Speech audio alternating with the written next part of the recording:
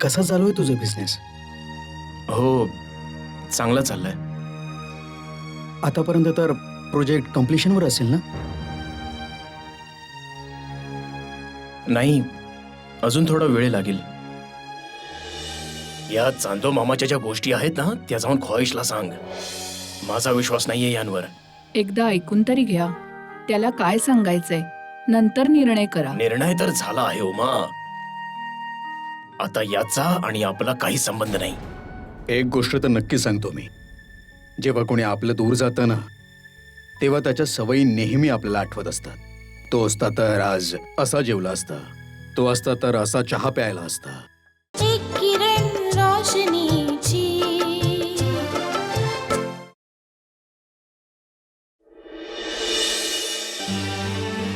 बाबा, मला तुमच्याशी जरा बोलायचं होतं.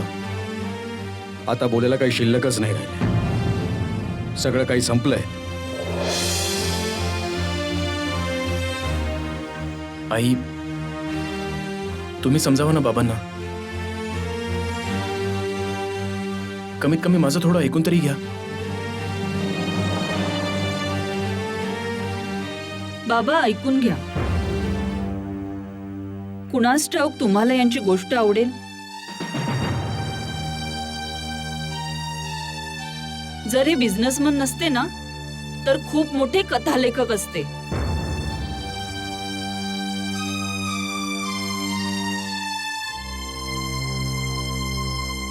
एक आहे, बोल. काय बोलायचं? भाऊजी, तुम्ही आधी बसा आणि काही खाऊन घ्या. नाही, माझ्यासाठी जेवण इतकं महत्वाचं नाहीये. अगोदर जे मला सांगायचं आहे ते सांगतो. जेव्हा मी लंडनला गेलो तर तिथे देखील माझ्या मित्रांचं सर्कल बनलं. प्रोजेक्टचं काम खूप जोमाने सुरू होतं. इनफॅक्ट पहिल्या फेजचं काम तर आम्ही वेळेपूर्वीच पूर्ण केलं होतं. आणि त्याच आनंदात मी माझ्या घरी एक पार्टी ठेवली. मित्र देखील आले होते. सगळ्यांनी आग्रह केला की मी सुद्धा त्यांच्यासोबत थोडी ड्रिंक घ्यावी. मी नकार दिला, पण त्यांचा मान राखण्यासाठी थोडीशी मी पण घेतली.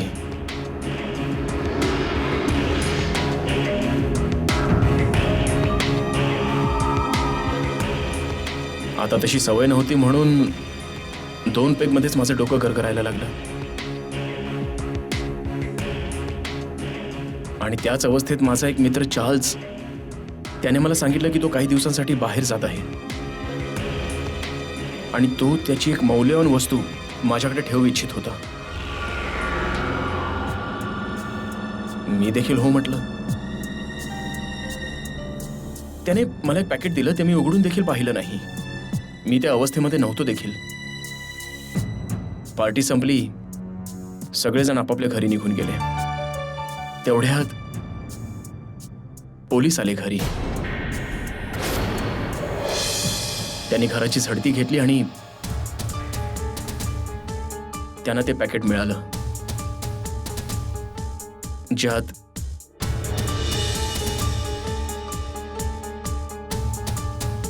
हत्यार होती.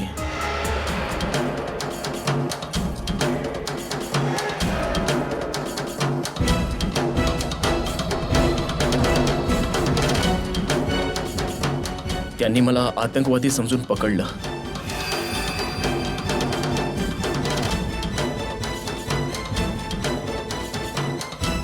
माझी आणि माझ्या संपर्कात असलेल्यांची त्यांनी चौकशी सुरू केली. ही प्रक्रिया 1.5 वर्ष सुरू होती. जेव्हा त्यांना कुठलाच पुरावा नाही मिळाला ज्याने हे प्रूव्ह होईल की मी आतंकवादी आहे, तेव्हा कुठे त्यांनी मला सोडलं आणि तिथून सरळ मी घरी निघून आलो. हर्ष,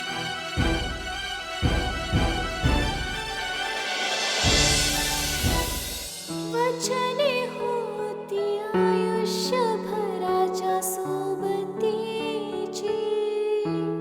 अपेक्षा नव्हती असा सोडून जाशील. जाणार हो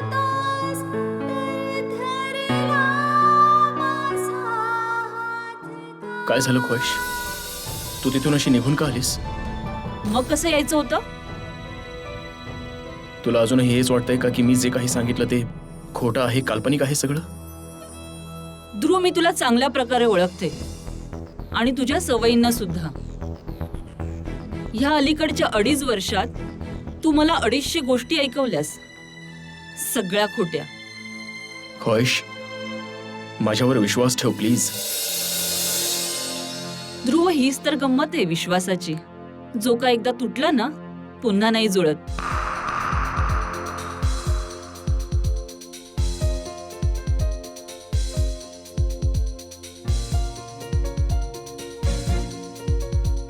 ख्वाहिश, मी मान्य करतो की मी तुला खूप वेळा खोटं बोललो आहे, खोटी वचनं दिली आहेत, पण माझ्यावर विश्वास ठेव.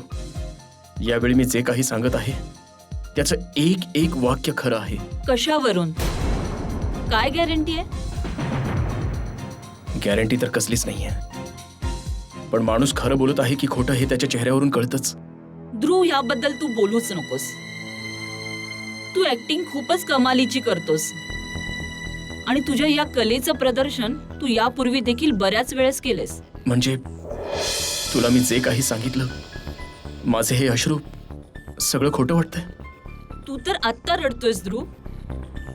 मला विचार, मी किती रडले ते. खूप त्रास दिलायस तू मला. मी मान्य करतो की माझ्याकडून चूक झाली. लग्नानंतर मी तुला दुःखाशिवाय काहीच नाही दिलं, पण तिथे जे माझ्यासोबत घडलं त्यात माझी काही चूक नाहीये ख्वाहिश. ते मी कसं सांगू शकेल? याचा निर्णय तर तोच घेऊ शकतो जो तुझ्या गोष्टींवर विश्वास करत असेल. ख्वाहिश, प्लीज माझ्यावर तू विश्वास ठेव. मी खोटं नाही सांगत आहे, सगळं खरं सांगतोय. जर मला खोटंच बोलायचं असतं तर मी कुठलं दुसरं कारण सांगितलं असतं. सगळ्यांसमोर मी मान्य केलं की मी जेलमध्ये गेलो होतो. मी इतकी बदनामी कशी सहन केली असती? तू फसलायस ध्रुव, म्हणून तू सॉलिड कारण शोधलेस. पण मला हे अजिबात चालणार नाहीये. ख्वाहिश, प्लीज मला एक चान्स दे. नाही ध्रुव, ख्वाहिश प्लीज, एक चान्स. तुला तानियाची शपथ. तिचं तर तू नावच घेऊ नकोस. मला तर असं वाटतंय की तुझ्यासारख्या माणसाची सावली देखील तिच्यावर पडू नये.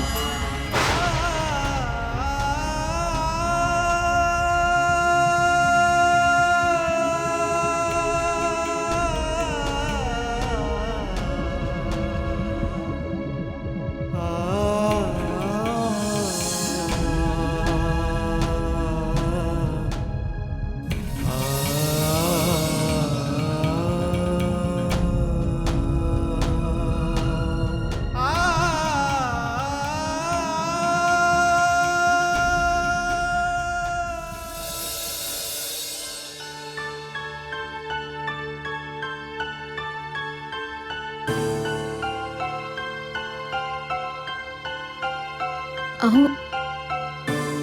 अहो तुम्हाला काय वाटतंय? काय वाटणार शारदा? अहो आपल्या मुलीच्या आयुष्याचा प्रश्न आहे ना. म्हणूनच मी त्या ढोंगी माणसाला भेग अजिबात नाही घालणार आहे. बघितलं ना तुम्ही, कसा रडून रडून सांगत होता ना सगळं. राहू दे शारदा, हे ना सगळी त्याची नाटक आहेत. त्यात हुशारपणा येतो, त्याचं सगळं हे नाटक आहे. त्रास तर त्याने माझ्या मुलीला दिलाय आणि मी त्याला कधीच माफ नाही करणार. हे बघा, तुम्ही आता खूप रागात आहात. जरा थंड डोक्याने विचार करा ना. दानियाचं काय होणार, फाईसचं काय होणार? जे काही होणार चांगलंच होणार तिचं. तू हा विचार कर, जर त्याच्या जाळात अडकून मी जर माझ्या मुलीला दिलं तर माझ्या मुलीचं काय होणार, हा सांग ना. असं काय बोलताय हो तुम्ही? एकटी मुलगी तिचं आयुष्य कसं घालवणार? चांगलंच होणार आहे. याचा अर्थ असा नाहीये की मी तिला आगीत ढकलून देऊ. ध्रुव एक चांगला मुलगा आहे, घरंदाज मुलगा आहे. त्याच्याकडून चूक झाली, त्याला माफ करा ना. घरंदाज, त्याचं दर्शन त्याने बऱ्याच वेळा आपल्याला दिलेलं आहे. तू विसरलीस की तो पिऊन दादाशी आणि तुझ्याशी किती बेशिस्तपणे वागला होता? इतका प्यालेला होता की इथेच पडून होता तो. अजून काही सांगू का त्याच्या घरंदाज असण्याबद्दल? लक्ष देऊन ऐक तू शारदा, मी त्याला कधीच माफ नाही करणार आहे. काय झालं वहिनी, तू रडतेस का? ध्रुव बुवा आलाय. कुलकर्णीजी जरा धीराने घ्या. आता तर धीर पण सुटत चाललाय नवनीतजी. काय झालं? काहीतरी सांगा तरी. ध्रुवने आता परत थापा मारणं सुरू केलंय नवनीतजी. शारदाला देखील त्याची आता कीव वाटू लागली. पण मला त्याच्यावर काडी मात्रही विश्वास नाहीये, सांगतो तुम्हाला. कुलकर्णीजी, त्यात तुमचा दोष नाहीये. सॉरीची व्हॅल्यू तोपर्यंत असते जेव्हा चूक 1 किंवा 2 वेळा होते. जेव्हा व्यक्तीला त्याची सवय होते तेव्हा त्याला असं वाटतं की तू गुड मॉर्निंग सारखं बोलतोय. नवनीतजी, प्लीज माझी फॅमिली वाचवा हो.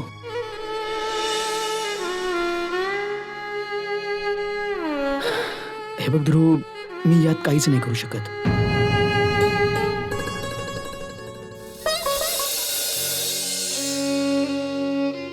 ताई, काय विचार केलायस तू? विचार काय करायचा त्यात? मला त्याच्यावर मुळीच विश्वास नाहीये. पण ह्याचं काय जे माझ्या हातात आहे? काय आहे हे?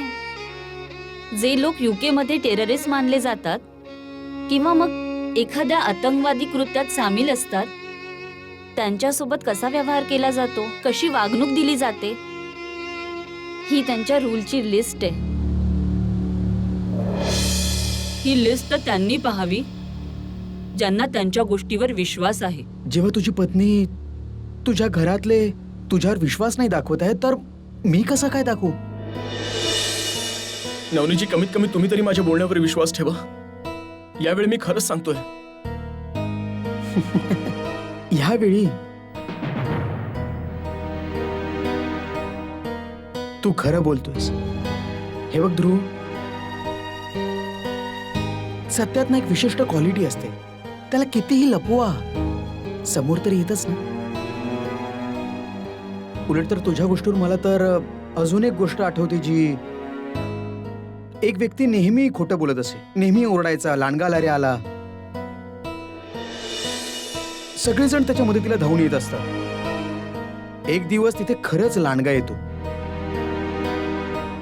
त्या दिवशी तो खूप जोरात किंचाळतो, पण त्याच्या मदतीला कोणीच येत नाही.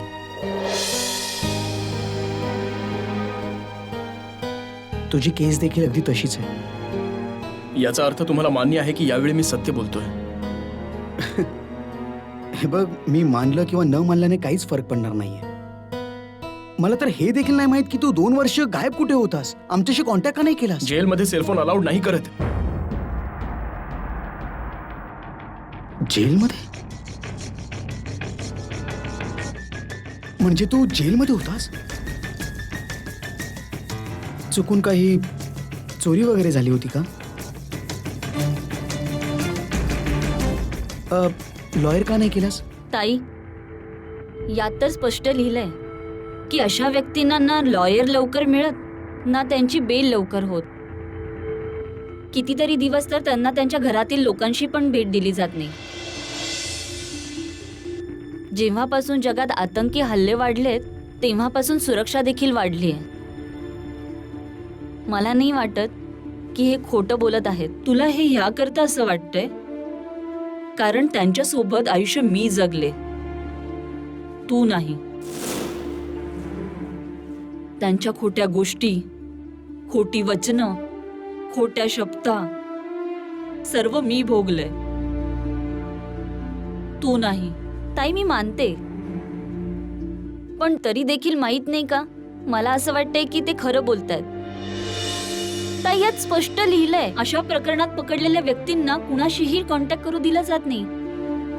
ताई, एक ठराविक काळापर्यंत त्यांच्या परिवारातल्या लोकांना देखील भेटता येत नाही. इतकंच काय तर कुणी लॉयर देखील त्यांची केस लढायला तयार नसतो, मुख्य करून तेव्हा जेव्हा तो व्यक्ती त्या देशातला नसेल. हत्यारं सापडली होती हो माझ्याकडे, आणि हा अजामीन पात्र गुन्हा होता. मला टेररिस्ट मानलं गेलं होतं. विदेशात होतो, कुणी माझी केस लढायला देखील तयार नव्हतं. तर मग तू सुटलास कसा काय? जेव्हा मी आतंकवादी असल्याचा त्यांना पुरावा नाही मिळाला, तेव्हा कुठे जाऊन सुटलो मी. ताई तू तर शिकलेली आहेस, गोष्टींचा विचार कर. दानियाचा जरा विचार कर, तुझ्या भविष्याचा जरा विचार कर. रोशनी, अशा माणसाच्या भविष्यापेक्षा तर अंधकार बरा आहे. स्त्रियांची हीच तर चूक आहे. आपल्या पतीला त्या सर्व काही मानतात, मग त्यांनी स्त्रियांशी भलं कसंही वागावं, सगळं सहन करतात. ह्याच कारणामुळे तर घरातील तंटे वाढतात. ताई मला माहितीये, पण भाऊजी तसे नाहीयेत. मला असं वाटते फक्त गैरसमजामुळे तुझा संसार तुटू नये आणि एका बाळापासून त्याचे वडील दूर होऊ नये.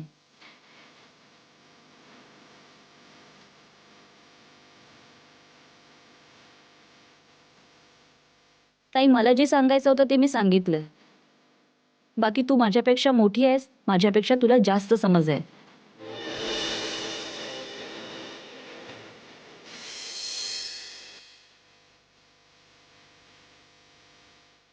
तिथे जे काही झालं ते एका गैरसमजामुळे झालं. परका देश, परकी माणसं, पण तुम्ही लोक तर माझे आहात ना. कमीत कमी तुम्ही तरी माझ्या बोलण्यावर विश्वास ठेवा.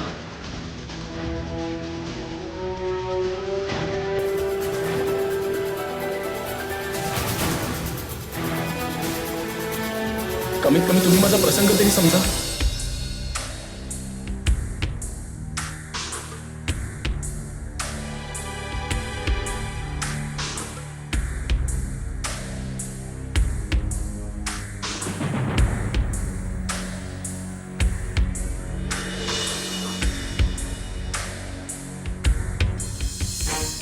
नवनीतजी,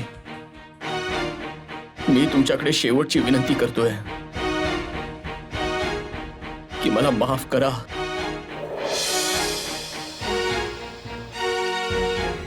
माझी ख्वाहिश मला परत करा. माझी दानिया मला परत करा.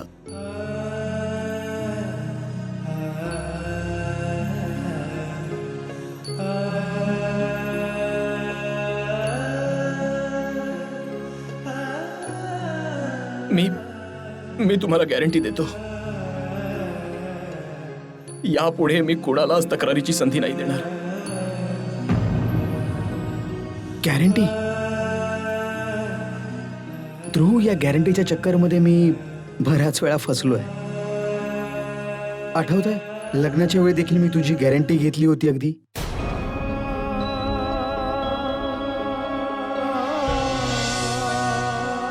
आठवतं तुला की तू 15 दिवसात तिच्याशी लग्न कर, नाहीतर तिच्याशी कसला संबंध नाही अशी अट घातली होतीस.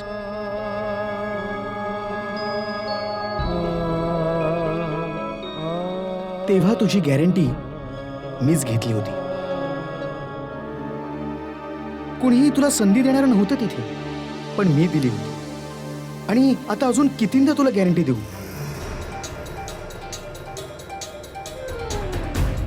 तुम्ही अगदी ठीक बोलताय नवनीतजी.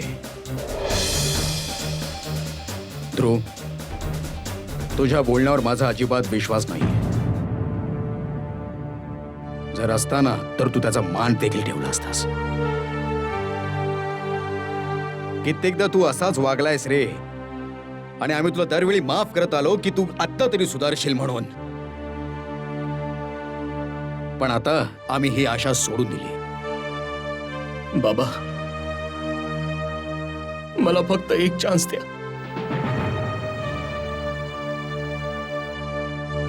फक्त एक चान्स. आई, आई, फक्त एकदाच. नाही.